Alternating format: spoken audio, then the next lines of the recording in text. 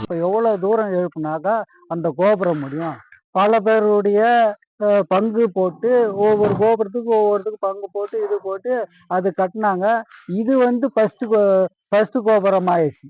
இந்த இந்த கை மூலமாக சக்கரத்துல சக்கரத்துல போய் நீஸ் ஆகி அது பவர் அந்த இதை பவர் ஏற்றி மறுபடியும் இந்த கையில வந்து கோடி புண்ணியம் அந்த காலத்திலே சாமியை தரிசனம் இல்லையா, நீ கோபுரம் தரிசனம் கோடி புண்ணியம்னு சித்தர்களால சொல்லப்பட்டது. கோபுரத்தை அந்த சுத்தி வந்தாலே அது அவ்வளவு நன்மை இருக்குது. ஏன்னா அவ்வளவு விஷயம் அந்த கிட்டத்தட்ட 22 ரமணரால் சொல்லப்பட்டது. இந்திரனுடைய பவரு எல்லையில சுத்தி திருவண்ணாமலையை சுத்தி சதுர சதுர கிலோமீட்டர் 22 கிலோமீட்டர் வரைக்கும் இது போல அங்கேயே இருக்கிறவங்களுக்கு அந்த தீட்சை கூட தேவையில்ல. அந்த அது ஊரே அதுவே தீட்சை ஆகிடும். ஏன்னா இதுக்கே ஏற்கனவே ஒரு பழமொழி இருந்தது, இங்க வந்து நினைச்சா. ஐயா சிவாய நம்ம ஐயா. சிவாய நம்ம ஐயா சாப்பிட்டீங்களா ஐயா? சாப்பிட்டோமா. நல்லா இருக்கீங்களா? நல்லா இருக்கிறாங்க. ஐயா இன்னைக்கு ஒரு கேள்வி என்னன்னா, சொல்லுங்க. அண்ணாமலையாரை பத்தி தான் நிறைய தெரிஞ்சுக்கணும். சரிங்க. அண்ணாமலையாரோட கோபுரங்கள் எத்தனை கோபுரங்கள் அதை பத்தி எல்லாம் கொஞ்சம் விரிவா சொல்லுங்க ஐயா. சரிங்கம்மா.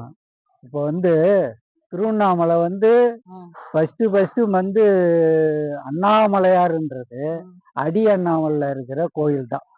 அப்போ அந்த கோவிலை வந்து மூலஸ்தானம் இதெல்லாம் இருந்தது. அப்போ கட்டியிருந்தாங்க, அதை வந்து வழிபட்டு இருந்தாங்க. அப்போ வந்து அந்த காலத்தில் அந்த அடி அண்ணாமலைக்கு பின்னாடி அந்த மூலஸ்தானத்துக்கு பின்னாடி சுரங்கமும் இருக்குது. அது மலைக்கு உள்ள போறது, மலை உள்ள கோபுரம் உள்ள குகை இருக்குது. அந்த குகைகளை பூஜை பண்றது. அப்ப ராஜாக்களாலும் இவங்களாலும் அந்த வழியா போய் மலை உள்ள அந்த இவங்க போறது. ஞானிகளால இவங்களால அது தனி கோபுரம், அது அருவமா இருக்கும், அது யாரும் போக முடியாது. அது நிறைய அது சுத்தி உள்ள நிறைய குகைகள் கோபுரங்கள் இருக்குது. இது அது இந்த இப்போ வந்து இன்னும் இருக்குது, ஆனா மூடி வச்சுக்கிறாங்க. அவங்க குருக்களை கேட்டா சொல்லுவாங்க, ஆமா பின்னாடி இருந்துக்குது, இப்போ அது டேமேஜ் ஆயிடுச்சு, இப்போ அது போனா அது விஷவாயு ஏதாவது தாக்கும், அதனால அந்த இதை மூடி வச்சுட்டோம், அது மூடி வச்சுக்கிறாங்க. அதனால கிடையாது. அதுக்கப்புறம் வந்தவங்க எல்லாம் ஆன்மீக இவங்க இது வந்து பின்பக்கம் இருக்குது, மலைக்கு பின்பக்கம் இருக்குது, முன்பக்கம் இருந்தா நல்லா இருக்கும்னு சொல்லிட்டு முன்பக்கம் இது தேர்ந்தெடுத்து 22 ஏக்கர்ல இந்த அருணாச்சல கோவில பூஜை செய்து தலை விருட்சம் நடுவாங்க. தலை விருட்சம் மகிழ மரத்தை வச்சு அங்கே இது பண்ணிட்டு பூமி பூஜை பண்ணி இது பண்ணி ஆரம்பித்தாங்க. இந்த கோபுரங்க வந்து நம்ம என்ன தத்துவம்னா, இந்த கோபுரமும் சரி இந்த ஊரும் சரி நம்ம மனிதனுடைய தத்துவத்தில் தான், நம்ம உடம்பு தளத்தில் தான் இருக்குது. அதாவது திருமலர் உள்ளம் பெருங்கோவில் ஊனூரம்பாயும் வள்ளல் பிராணக்கோ வாய்க்கோ பிரவாச தெல்ல தெளிந்தவருக்கு சிவன் சிவலிங்கம் கள்ள புலர்தனும் காளாமணி எனக்கு.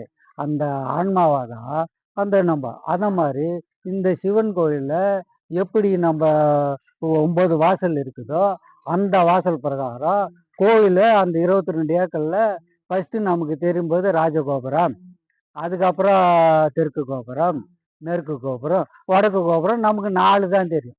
ஆனா தெற்கு கோபுரத்துல இருந்து போனா அதுக்கு பக்கத்துல ஒரு கோபுரம் இருக்கும், 2 கோபுரம் வரும். அதே போல வடக்கு கோபுரம் அந்த பெரிய கோபுரத்துக்கு நுழைஞ்சு உள்ள போனா அது 3/4 சைஸுக்கு இன்னொரு கோபுரம் இருக்கும். இதுவும் நல்லா வாசப்படுதான். அதே போல மேற்கு கோபுரத்துல இருந்து வந்தோம்னா மேற்கு கோபுரம் பெரிய கோபுரமா இருக்கும், அதுக்கப்புறம் 3/4 சைஸ்ல இருக்கும், அது 2 வரும், மொத்தம் 6 ஆயிடுச்சு. இந்த ராஜகோபுரம் என்ட்ரன்ஸ்ல உள்ள நுழைஞ்சா 3 கோபுரம் வரும், மொத்தம் 9 கோபுரம். நம்ம எப்படி நம்ம உடம்புல 9 வாசல் இருக்கிறதோ அதே தத்துவத்துலதான் அந்த கோவில அமைக்கப்பட்டது. 9 வாசல் கோபுரங்கள் உள்ள என்ட்ராகுது. கோபுரம் தான் என்ட்ரன்ஸ், வாசல் என்று அர்த்தம். எந்த கோபுரம் தான் வாசனம். மூலஸ்தானத்துல இருக்கிறது லிங்கத்துக்கு நேராக மேலே இருக்கிறது அது விமானம், அது கோபுரத்தை சேர்க்குறது, அது ரவுண்ட் ஷேப்ல வரும், அது வந்து விமானம், கோபுரத்தில் சேர்க்கக்கூடாது. இந்த கோபுரங்கள்ல இது வந்து அப்பவே இந்த ராஜகோபுரம் முதல்ல இருக்கிற கிழக்குல இருக்கிற ராஜகோபுரம், அது ராஜகோபுரம்னு பேரு. அது 2வது பெரிய கோபுரமாக நியமிக்கப்பட்டது. அப்ப இது 2வது நியமனமான அந்த கோபுரம். அப்ப கோபுரம் எதுன்னா ஸ்ரீவில்லிபுத்தூர். ஸ்ரீவில்லிபுத்தூர் நாச்சியார் ஆண்டார் கோயில், பெருமாள் கோயில் எல்லாம் தான். அது வந்து ஃபர்ஸ்ட் அது வந்து ஃபர்ஸ்ட் உயரமானது. இது வந்து இந்த ஃபர்ஸ்ட் உயரமானதால அப்பத்துக்கிற தமிழக அரசு இந்த கோபுரத்தை தான் அதனுடைய சின்னமா தமிழ்நாட்டினுடைய அரசினுடைய சின்னம் ஸ்ரீவில்லிபுத்தூர் கோபுரம். இது பெரும்பதி தெரியுதோ தெரியலையோ, இப்போ சொல்றேன் கேட்டுக்குங்க. ஸ்ரீவில்லிபுத்தூர் தான் அந்த எல்லா வதமும் அந்த கோபுரம் இருக்கும். ஸ்டாம்புலயோ இதுலயோ எதுலயுமா இருந்தாக்கா ரப்பர் ஸ்டாம்ப்லயோ பத்திரத்துலயோ எல்லாம் இதுல இருக்கும். அது வந்து ஸ்ரீவில்லிபுத்தூர் கோபுரம். இது 2. இப்ப வந்து அண்ணாமலையார் இப்பத்துக்கு 85க்கு அதுக்கப்புறம் 1985க்கு அப்புறம் இது வந்து அண்ணாமலையார் கோவில் 3வது இடத்துக்கு போயிடுச்சு. ஸ்ரீவில்லிபுத்தூர் கோயில் 2வது இடத்துக்கு போயிடுச்சு. அப்போ மொத கோபுரம் வந்து எது வந்தது? ஸ்ரீரங்கம். ஸ்ரீரங்கம் முன்னாடி மொட்டை கோபுரமா இருந்தது. நல்ல பேஸ் மட்டம் வச்சு அகலமா கட்டி அது கோபுரத்தை எழுப்ப முடியாம அவங்க விட்டுட்டு போயிட்டாங்க அந்த காலத்துல. இது வாசப்பள்ள என்ட்ரன்ஸ்ல மொட்டை கோபுரமா இருக்கக்கூடாது அப்படின்னு சொன்னதால அப்ப எம்ஜிஆர் பீரியட்ல அந்த என்ட்ரன்ஸ்ல இருக்கிற அந்த கோபுரத்துக்கு அந்த இதை வச்சு அந்த பரப்பை வச்சு பேஸ் மட்டத்தை வச்சு அப்ப எவ்வளவு தூரம் எழுப்புனாக்கா அந்த கோபுரம் முடியும். பல பேருடைய பங்கு போட்டு ஒவ்வொரு கோபுரத்துக்கும் ஒவ்வொருத்துக்கும் பங்கு போட்டு இது போட்டு அது கட்டினாங்க. இது வந்து ஃபர்ஸ்ட் கோபுரம் ஆயிடுச்சு. இந்த ஸ்ரீரங்கம் கோபுரம் ஃபர்ஸ்ட் கோபுரமானதால ஸ்ரீவில்லிபுத்தூர் 2nd இடத்துக்கு போயிடுச்சு. அண்ணாமலையார் 3வது இடத்துக்கு போயிடுச்சு. இது ஒரு ஸ்ரீவில்லிபுத்தூர் அப்ப என்ன சொல்றாங்கன்னா, அதை கட்டி முடிச்சவங்க அங்கேருந்து பார்த்தவங்க நைட்ல பார்த்தா சிலோன் தெரியுது, லைட்டு வெளிச்சம் தெரியுது, சிலோனே தெரியுதுன்றாங்க. அப்ப அந்த எவ்வளவு அளவு ஹைட் இருந்தாக்கா அது தெரியும். அப்ப இந்த மாதிரி சிறப்பு வாய்ந்தது. இந்த சிறப்பு வாய்ந்த இந்த அண்ணாமலையார் இப்போ 3வது இடத்துக்கு போனாலும் இது பவர் குறையாது. ஏன்னா பவர் சக்தி இருக்குது. அந்த கலசங்கள் நம்ம உள்ள என்ட்ரன்ஸ் போகும்போது அந்த கலசங்கள் இருக்கிறது நவதானியங்கள்ல நம்ம வந்து அது வந்து வைப்ரேஷன் தான். நம்ம அங்க நின்று ஃபர்ஸ்ட் கோபுரம் முன்னாடி நின்று தடன்னு உள்ள போயிடக்கூடாது. அங்க நின்று கொஞ்ச நாள் கும்பிட்டோம்னா நம்மள எண்ணங்கள் விண்ணுக்கு அனுப்பும். கலசத்தின் மூலம் விண்ணுக்கு அனுப்பும். அதே போல கோபுரத்துங்கள்ல உள்ள நுழைஞ்ச உடனே பலிபீடம் இருக்கும். பலிபீடத்துல நம்ம வந்து நம்ம என்ன நினைக்கிறோமோ குறைபாட நம்ம வந்து என்ன பண்ணோம், சங்கல்பம் எடுத்துக்கிட்டு அதை இந்த மாதிரி நான் செய்யறேன், எனக்கு இவ்வளவு குறைபாடு இருக்குது, நீ இதெல்லாம் இது பண்ணா நான் அது வந்து அடுத்து உங்க அபிஷேகம் செய்யறேன், இது பண்றேன், ஏதோ அங்க பிரசங்கம் பண்றேன், ஏதோ ஒன்று ஏதாவது ஒன்று செஞ்சு தான் ஒன்று பெறணும். அது சும்மாங்காட்டியும் எதுவும் பண்ண முடியாது. அதனால நான் வந்து அவங்க சக்திக்கு தகுந்த போல வேண்டிக்கிட்டு, இல்லை நான் வந்து இவ்வளோ காணிக்கை நான் உண்டியில போடுறேன் அப்படின்னு ஏதாவது ஒன்று வேண்டிக்கிட்டு வேணா அது நிச்சயமாக நம்ம உள்ள போகும்போது நம்ம மனமும் இதுவும் உண்மையா இருக்கணும். உண்மையா எவ்வளோக்கு எவ்வளோ இருந்தால் அவ்வளோ இருக்கும். அதனால நம்ம அதை வேண்டிட்டு உள்ள போனா சாமிங்க அந்த காலத்துல இப்போ லிங்கம் இருக்குது. லிங்கம் இருக்குது. சில இதுல உருவ வழிபாடுகள் எல்லா கோயில்லையும் உருவ வழிபாடு சக்தி இதில் உருவம் இருக்கும். நம்ம உண்ணாமலை அம்மனுக்கு உருவம் தான். எந்த உருவம் எடுத்தாலும் ஒரு இந்த மாதிரி பொசிஷன்ல தான் ஒரு கையை கீழே இறக்கி ஒரு கை இதுக்கு ஒரு கை மேலே இறக்கி வைப்பாங்க. எதுக்குன்னா கீழே வந்து சக்கரமோ இல்லை மந்திர தகடோ உள்ள இது பண்ணும்போது பிரதிஷ்டை செய்யும்போது அதை வச்சு பூமிக்குள்ள வச்சு இது பண்ணிட்டு தான் அந்த சிலையை வைப்பாங்க.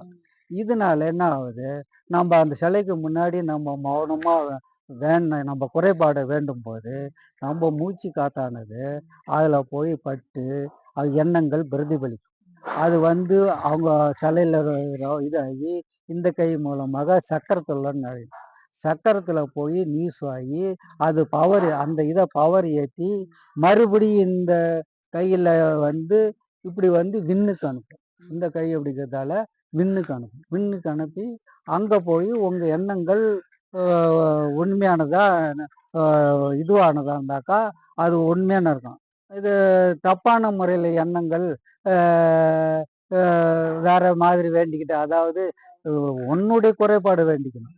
இன்னொருத்தவங்க நான் வந்து ஒரு மளிகை கடை வச்சுக்கிறேன், என் பக்கத்துல இன்னொருத்தவங்க மளிகை கடைக்கார வச்சுக்கிட்டா எனக்கு மட்டும் வியாபாரம் நடக்கணும், அவனுக்கு நடக்கக்கூடாது அப்படின்னு வேணும்னா ஒரு இதுவும் நடக்காது.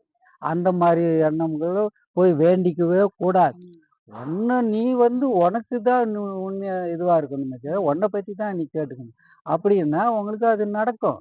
அந்த மாதிரி இந்த 9 கோபுரங்களும் ஒவ்வொன்றுலையும் ஒவ்வொரு பவர் இருக்குது.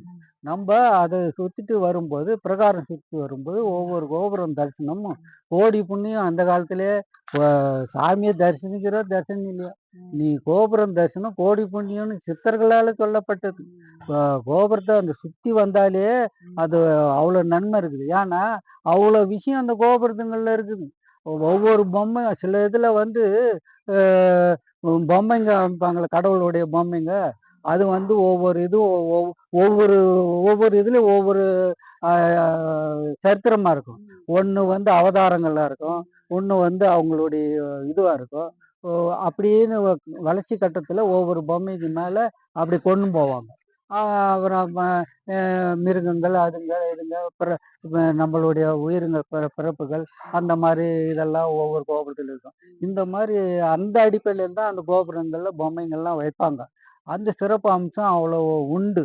இந்த அந்த மாதிரி இது ரெண்டாவது இடத்த பிடிச்ச 3வது இடத்துக்கு இப்போ வந்ததாலும் நீங்க வந்து அந்த பவர் குறையறது இல்லை. இந்த பவரு கிட்டத்தட்ட 22 ரமணரால் சொல்லப்பட்டது. இதனுடைய பவரு எல்லையில சுத்தி திருவண்ணாமலையை சுத்தி சதுர கிலோமீட்டர் 22 கிலோமீட்டர் வரைக்கும் இதனுடைய பவர் இருக்கும். அவரு நான் சொல்லல, ரமணர் சொல்லுகிறார். இந்த 22 அவரும் வந்து அந்த 22 கிலோமீட்டருக்கு தாண்டி அண்ணாண்ட போனது. அவர் எப்போ உள்ள திருவண்ணாமலைக்கு வந்தாரோ அதுக்குள்ளேயே தான் இருந்தார். அந்த 22 கிலோமீட்டருக்குன்னா அதுக்கு அண்ணாண்ட அவர் போகல. அந்த 22 கிலோமீட்டர் வரைக்கும் இருக்குது. அவங்க இன்னொரு சொல்லிக்கிறாங்க, திருவண்ணாமலையில் அந்த 22 கிலோமீட்டர் கண்டினியூ அப்படியே இருக்கிறவங்க தீட்சை கூட வாங்க தேவையில்லை. இதுவே தீட்சை. நம்ம போறோம் வரோம், அண்ணாண்ட போறோம் அப்படி போறோம், அவங்கெல்லாம் வந்து அது கணக்கில் வராது. அவர் மாதிரி எப்போ இருந்தாரோ அதே போல அங்கேயே இருக்கிறவங்களுக்கு அந்த தீட்சை கூட தேவையில்ல. அது ஊரே அதுவே தீட்சை ஆகிடும். ஏன்னா இதுக்கே ஏற்கனவே ஒரு பழமொழி இருந்தது, இங்க வந்து நினைச்சாலே முக்தி. இது திருவண்ணாமலை நினைச்சாலே முக்தி. அவ்வளோ பவர் வாய்ந்தது. சித்தர்களால் சொல்லப்பட்டு சித்தர்கள் எல்லாரும் காலடி படாத இடம் திருவண்ணாமலையில கிடையாது. இதுவும் இமயமலையிலும் சித்தர்கள் கால் படாத இடம் கிடையாது. அதனால இது புண்ணிய பூமி. இந்த புண்ணிய பூமி அது வேஸ்ட் ஆக்காம நம்ம கிட்ட தான் இருக்கிறது. நம்ம எப்படி செய்யறோமோ அதனுடைய பவர் இருக்கிறது. அது நம்ம தான் அதை காப்பாற்றணும். சித்தர் கோடு யூடியூப் சேனல் அன்பர்களே, இங்க பார்த்து இந்த வீடியோ பிடிச்சிருந்துச்சுன்னா லைக் பண்ணுங்க, கமெண்ட் பண்ணுங்க, ஷேர் பண்ணுங்க, சப்ஸ்கிரைப் பண்ணுங்க. நன்றி.